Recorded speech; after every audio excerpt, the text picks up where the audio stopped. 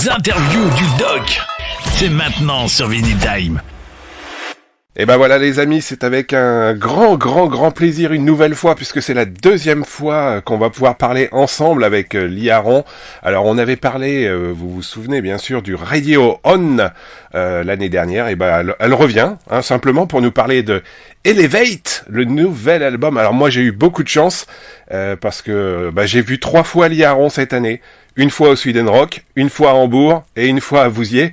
Ça a été un grand plaisir. Liaron est avec nous en direct et donc on va parler de ce nouveau disque, et puis on va parler aussi des concerts, parce qu'il y a eu quand même beaucoup de concerts. Lee, first of all, thank you so much again for accepting my invitation. It's a great pleasure to have you on Vinyl Time for the second time. And first of all, congratulations for the new one, Elevate. Wow. That's a real, yeah. It's very surprised, because Radio On coming on 2021, and we have just another one very fast after. Well, we were busy little beavers during COVID. You know, what else were we going to? We couldn't tour, so we got busy writing, and Elevate is the result. And it's doing well. It's been added to some playlists. I'm excited, yeah. Bah voilà, comme on le dit avec Liaron, elle était venue donc, vous vous souvenez, pour l'album Radio On, qui était sorti en 2021.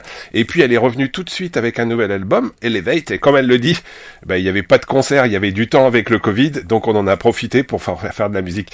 Et so many good songs on this new record, Lee. It's a pleasure to hear again some fantastic riff, and I would like to speak about, for example, Rock Bottom Revolution and some other songs like Still Alive. So, Liaron, it's clearly still alive. I don't know if I exactly understand the question, but you said you like the riffs, right? Yeah, yes. Yeah, well, Rock Bottom Revolution, Sean Kelly, my guitarist and co-writer, wonderfully talented gentleman and individual, and when we started writing, of course, we were unfortunately not able to just get into a room together like we did with Radio On because of the pandemic, and even when we were allowed to get together in small groups, we were still a little nervous about getting on an airplane and flying, because a lot of people were getting sick by flying. So that is why we ended up sending a lot of files back and forth. But yeah, when Sean sent me that riff for Rock Bottom Revolution, I mean, just a great riff, and I was super excited about it. And I dragged it into my Logic and started to piece together the song, and Rock Bottom Revolution was the result. It's when he sent me that riff, immediately my brain went like, revolution. It just sounded like an anthem, but it had to be a different type of anthem. So Rock Bottom Revolution is more like a subversive anthem. It's sort of about how crazy the world has gotten in the last 5 years since the pandemic and the U.S. election and all the riots and all the craziness. And I guess a lot of that was on my mind when I was writing the song. And then you were mentioning Still Alive. Still Alive, yeah.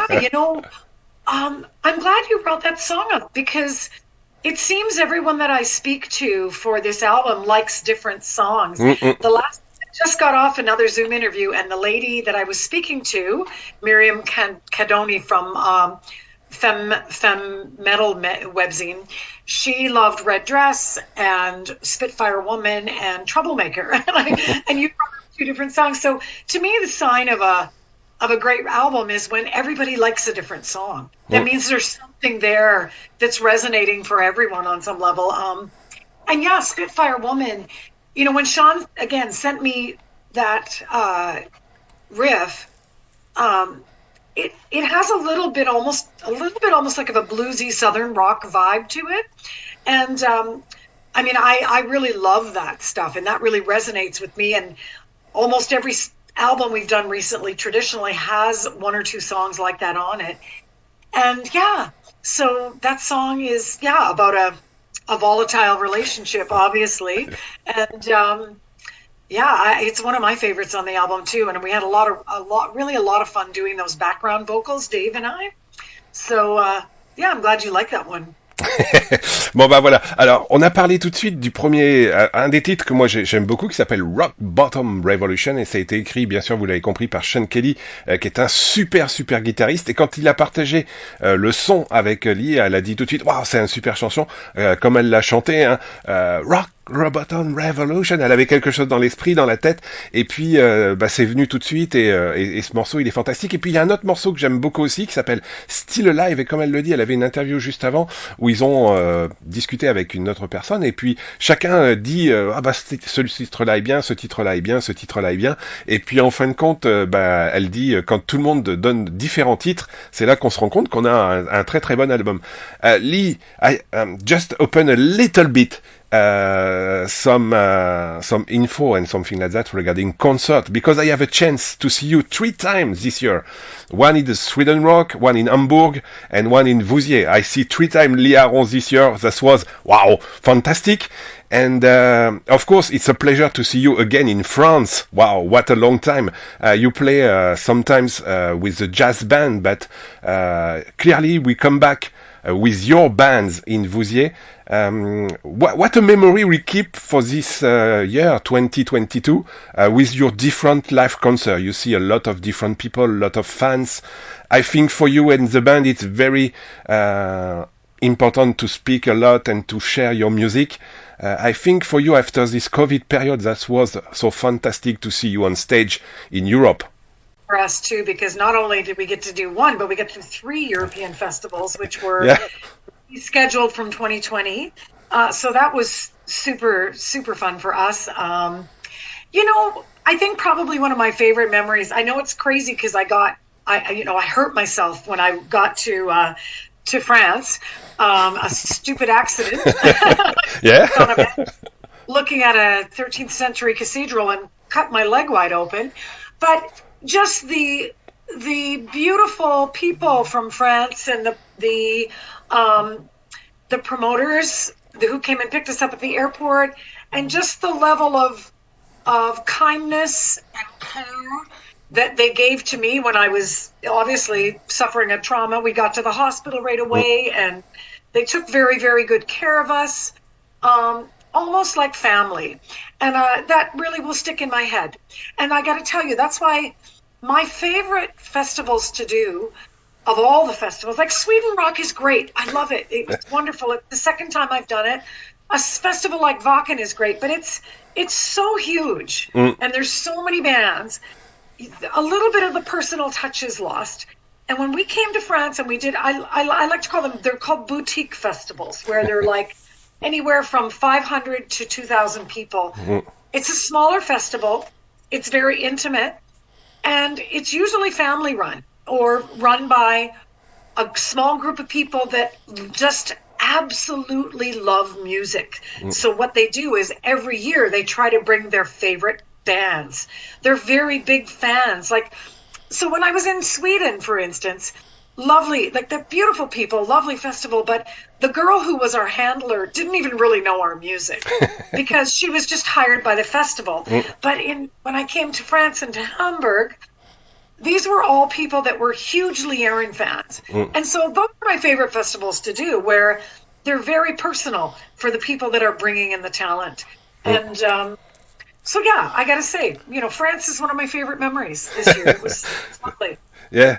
Ah bah, comme le dit Lee, alors, moi j'ai eu la chance de la voir 3 fois cette année, hein. Je j'ai vu Lee Aron au Sweden Rock, je l'ai vu à Hambourg, et puis je l'ai vu bien sûr à Vouziers au festival. Alors quand même le dit, en plus à Vouziers elle est tombée, elle s'est blessée, elle a été à l'hôpital, voilà, il y a eu toute une organisation autour d'elle pour que ça se passe bien.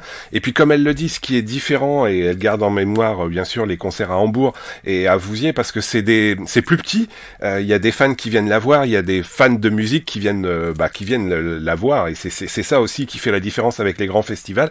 Et puis il y avait une petite anecdote, je vais lui en parler dans un instant, c'est qu'au Sweden Rock il y a eu un problème technique et que le show a été très court. Voilà, c'est aussi pour ça que bah, c'est bien des fois d'avoir des petits festivals avec des artistes qui sont super heureux. Et moi, je vois Lee qui est très souriante parce qu'on parle de ce festival. Lee, I just said, we have a smile on your face right now when we speak about concert and so on. And I remember during Sweden Rock, because we speak a little bit with Sweden Rock, that we have a lot of technical issue during your concert at Sweden Rock, and that was maybe so difficult to share music with some people with maybe sometime know you like a couple of years ago and see you on stage, and we have some shutdown, we have no sounds, we have to wait, in fact, because without sounds the show does not start or something like that. That was so crazy to see this, and in fact, during this festival, during this show, I love again your approach with music, because you pass a lot of time just to laughing, to speak to the people, waiting the song come back. And I think this is clearly something with keep it in my mind during this festival in Sweden Rock, that some artists play, some artists are so happy to be here, but during this show you make the double things. You share your music, but in other hand, you share everything during this shutdown, in fact.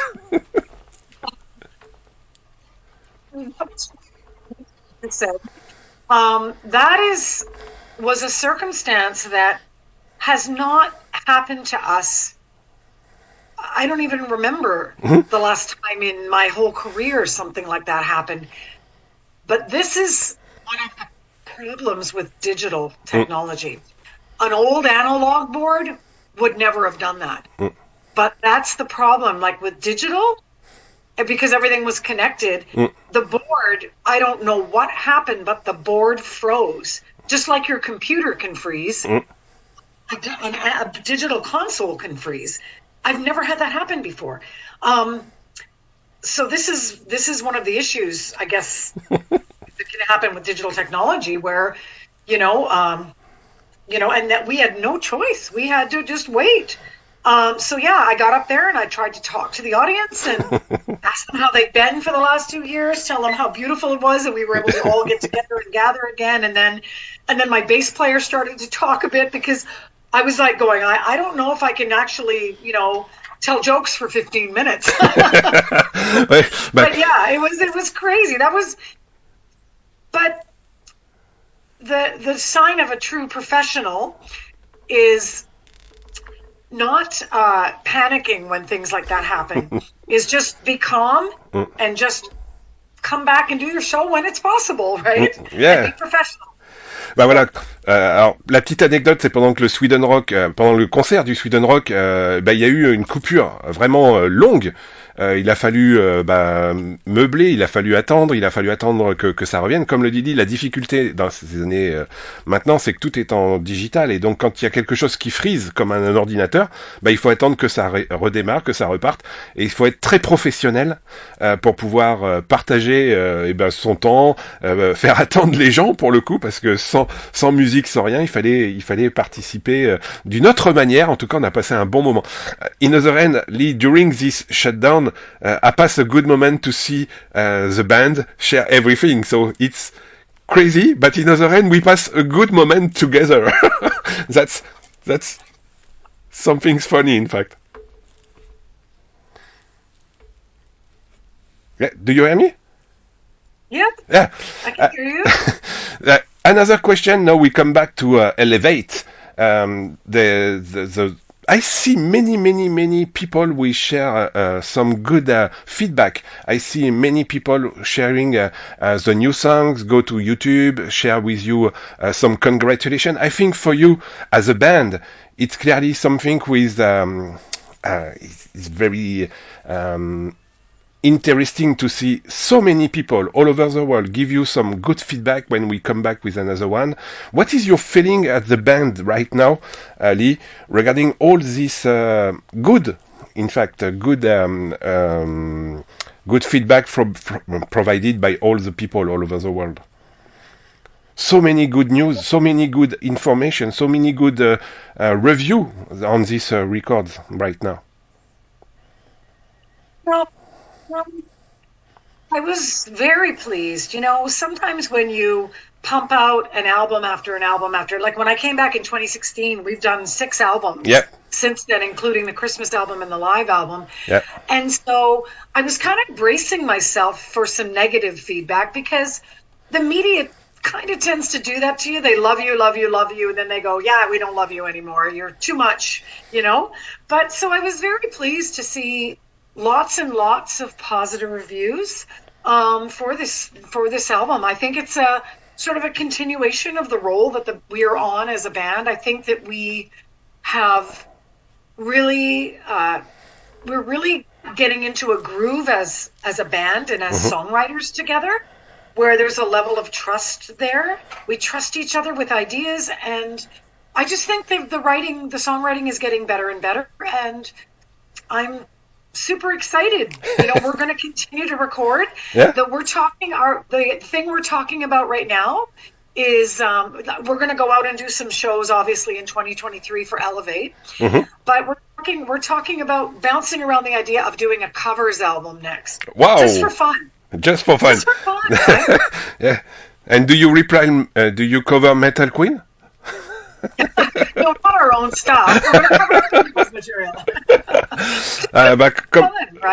Comme l'a dit, effectivement, elle est revenue à quelque chose depuis 2016 où elle sort des albums régulièrement. Il y a eu le Fire and Gasoline, Diamonds Baby Blues, Power Soul Rock'n'Roll, si je me rappelle bien, le Almost Christmas, Radio On, et puis Elevate. Donc il y a des bons retours parce que, comme elle le dit, on est beaucoup plus rodé, on fait beaucoup plus de choses. Et puis, comme elle vient de nous le dire, il y aura certainement un album de cover, il y aura certainement des dates en 2023. Donc on aura certainement plein de bonnes choses. So, Lee, with your band, you come back each year after each year with some other stuff. It's look like a new beginning, in fact. Each year after each year to provide some new songs and something like that. And the band is clearly something with a better and better and better after each one, because when we listen when you listen Diamond Baby Blues and now you listen Elevate, you see each time some different things, different feeling, different approach, and it's more and more, it's more bigger right now. Oh, thank you. I don't know what to say. I think we're getting better.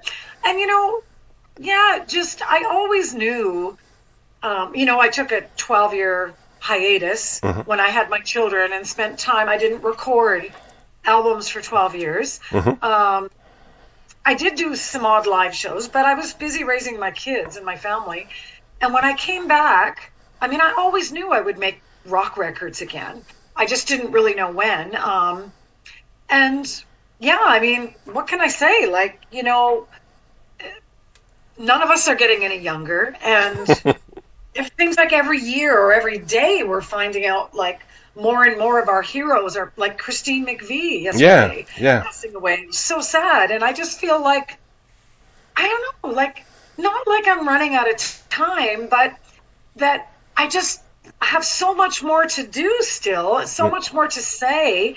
And I don't know how much time I have to do it. So I'm just going to keep working. Yeah.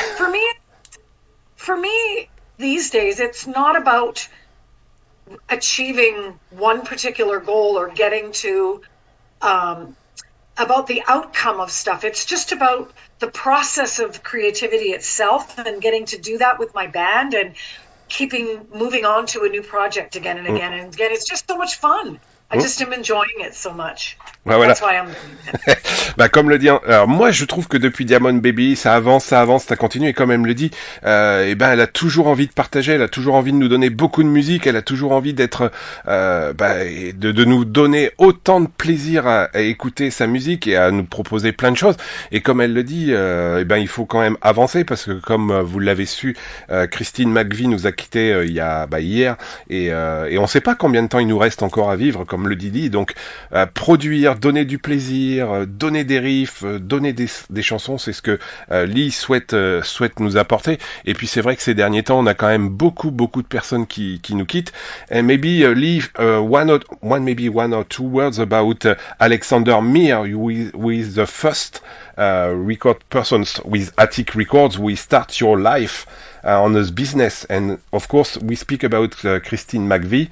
Now, maybe a few words to Alexander Mir, who is left this world, and this is a very important person for your career, because it's this is the first person who is starting Attic Records. It's a long time ago, so many people left this earth during this 2022. I think something for you, it's a little bit different right now with the approach of the business and something like that. It just you play some songs, you give some pleasure to everybody. This is clearly what is your approach for the couple of years who is coming?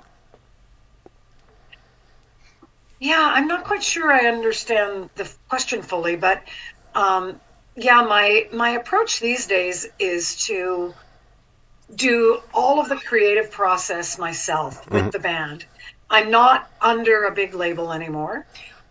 Basically, I write the songs, I hire my engineer, I go in and I do these records myself, producing myself. I work with a photographer on the images.